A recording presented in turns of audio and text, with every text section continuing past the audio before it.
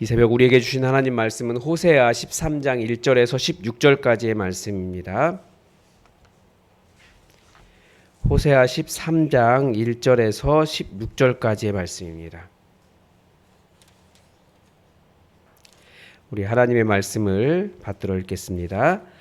에브라임이 말을 하면 사람들이 떨었도다. 그가 이스라엘 중에서 자기를 높이더니 바알로 말미암아 범죄함으로 망하였거늘 이제도 그들은 더욱 범죄하여 그 은으로 자기를 위하여 우상을 부어 만들되 자기의 정교함을 따라 우상을 만들었으며 그것은 다 은장색이 만든 것이거늘 그들이 그것에 대하여 말하기를 제사를 드리는 자는 송아지와 입을 맞출 것이라 하도다.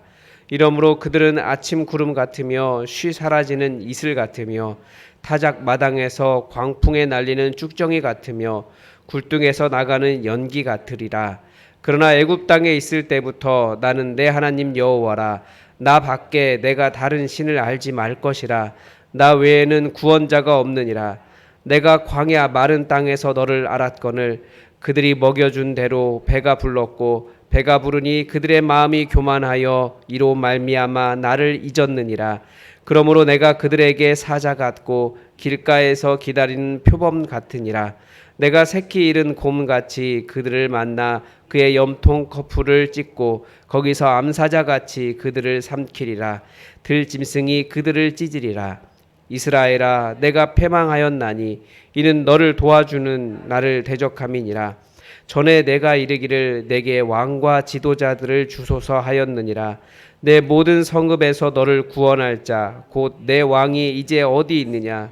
내 재판장들이 어디 있느냐. 내가 분노함으로 내게 왕을 주고 진노함으로 패하였노라. 에브라임의 불의가 봉함되었고 그 죄가 저장되었나니 해사라는 여인의 어려움이 그에게 임하리라. 그는 지혜 없는 자식이로다. 해산할 때가 되어도 그가 나오지 못하느니라.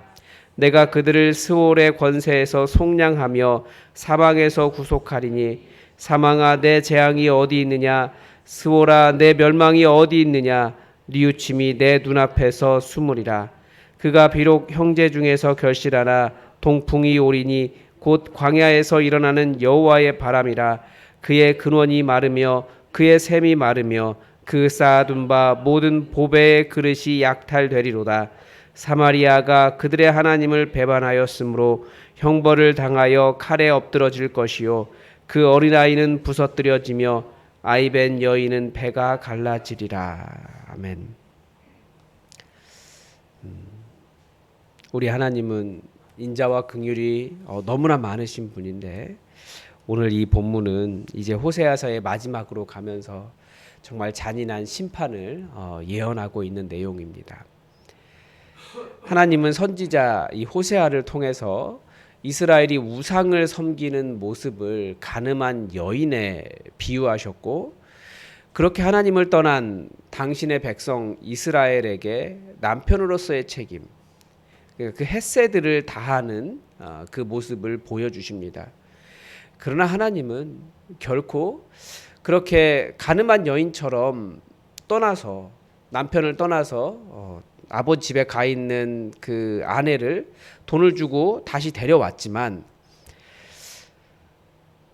그런 가늠하는 상태 여전히 남편에 대해서 불만을 가지고 그 다른 그 남자들이 주는 보석이나 이런 것들 따라다니는 그런 마음 상태로 계속 옆에 두는 그런 신은 아닙니다. 어떤 의미인지 아실 거예요. 가늠하고 돌아왔어요. 범죄하고 돌아왔어요. 그런데 여전히 그 마음 가운데 옆에 같이 살긴 하지만 관계가 냉랭하고 아내로서의 역할을 하지 않고 관계가 이렇게 뭐라고 할까요? 이건 같이 있기는 하지만 아내가 아닌 거예요. 이런 상태로 놔두시는 분이 아니시라고요. 그래서 하나님은 그런 이스라엘, 내가 여전히 너희의 아버지고 내가 너희의 유일한 하나님이지만 나는 그냥 너희를 그대로 놔두지 않겠다. 농사를 새로 짓듯이 그 땅을 기경하여 갈아엎어서 정말 그 땅에 공의를 심고 인애를 거둘 수 있는 그런 하나님 나라, 온전한 하나님 나라로 만들겠다라고 하시는 거죠.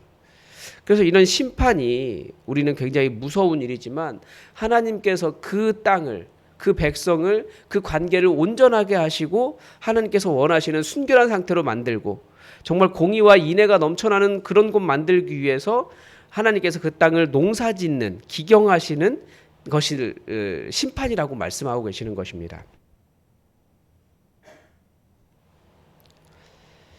그래서 그 중에서 지금 오늘 본문에서는 에브라임 지파에 대한 비판을 합니다. 이 에브라임 지파가 어떤 지파냐면 굉장히 크고 강력하고 북이스라엘의 핵심 지파였고, 그리고 거기에서 아주 위대한 인물들이 많이 나온 그런 지파입니다. 그래서 스스로 나는 에브라임 지파다라고 하는 자부심이 엄청나게 있었던 지파였습니다. 일례로 사사기에서 기드온이 전쟁할 때 기드온이 그 이스라엘 전체의 사람들을 불러 모았는데 에브라임이 안 나왔어요.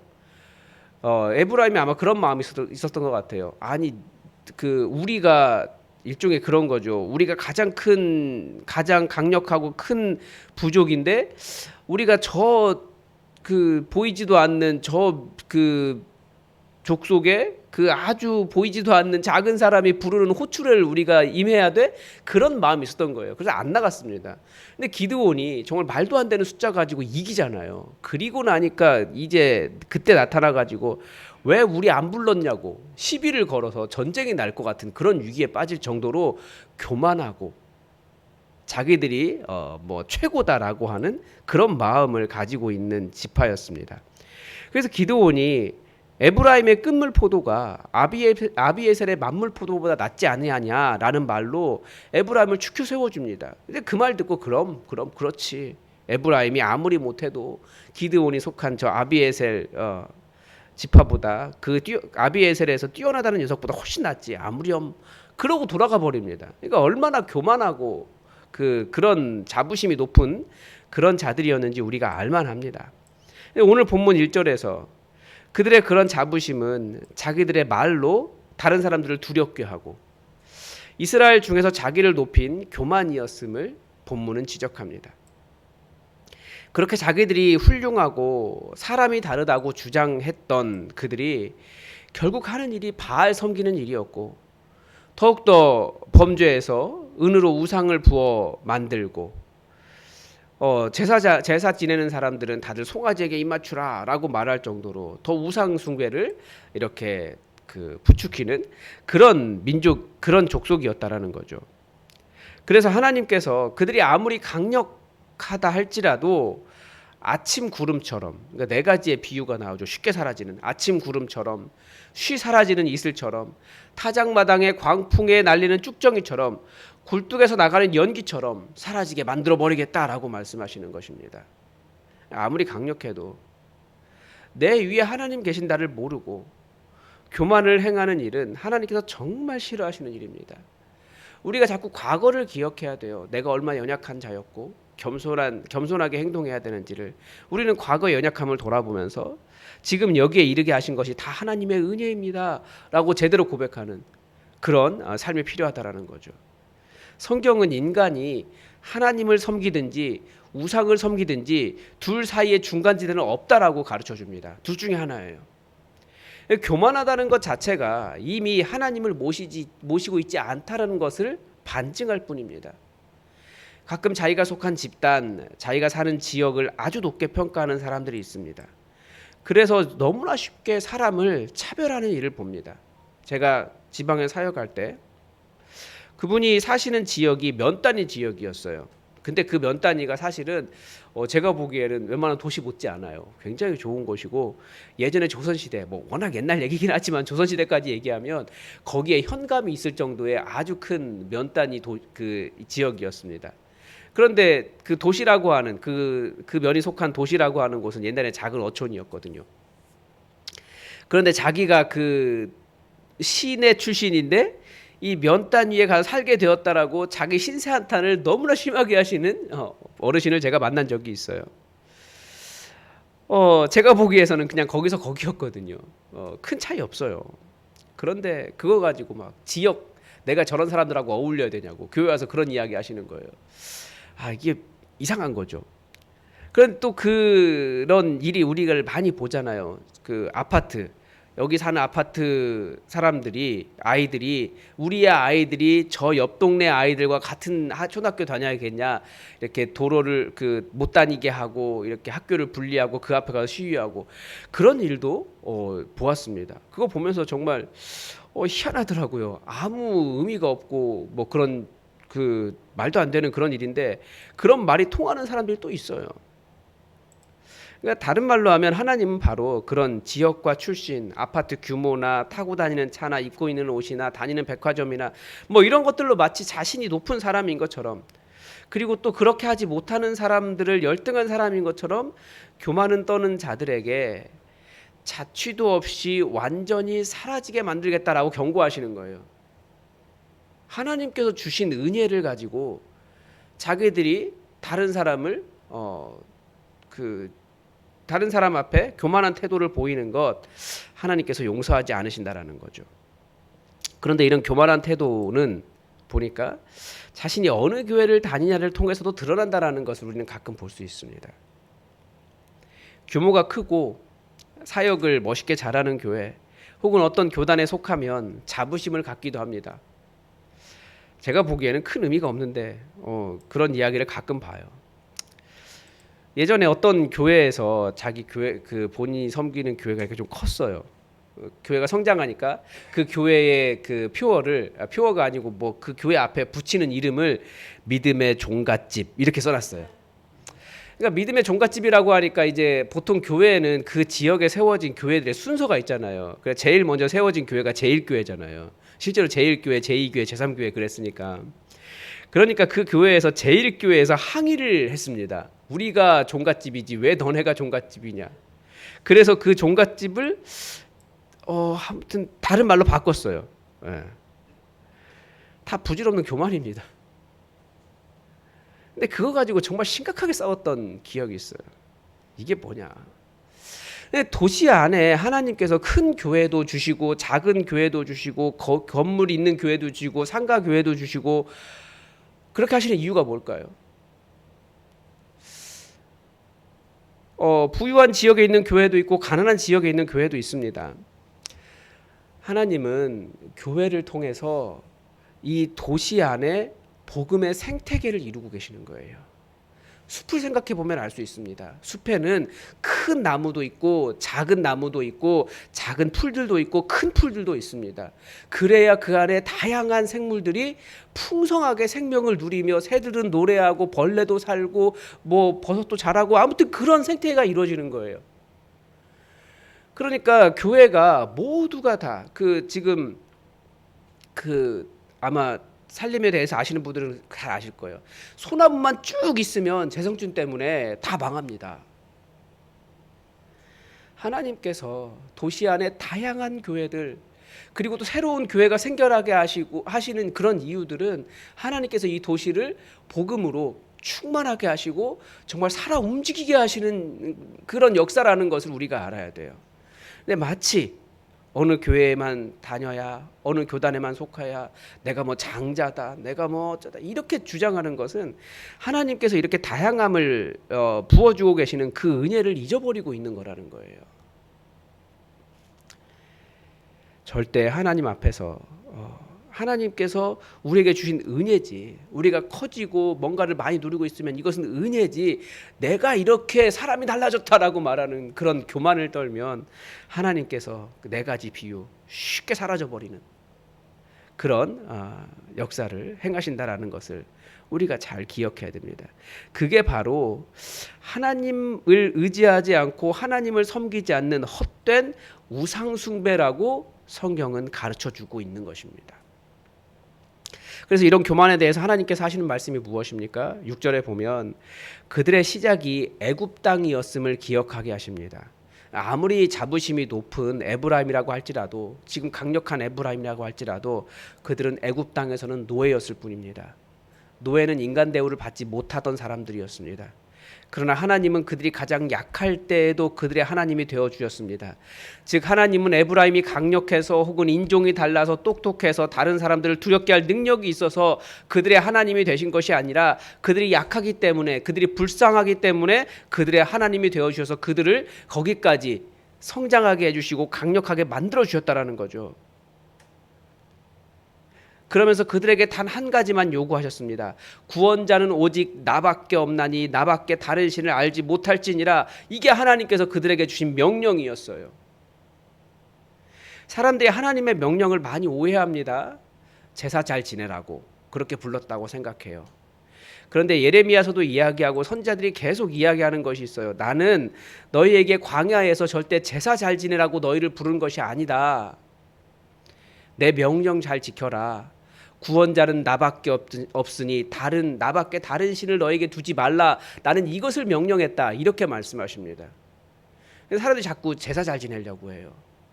제사 잘 지낸다라고 하는 것은 무엇이냐?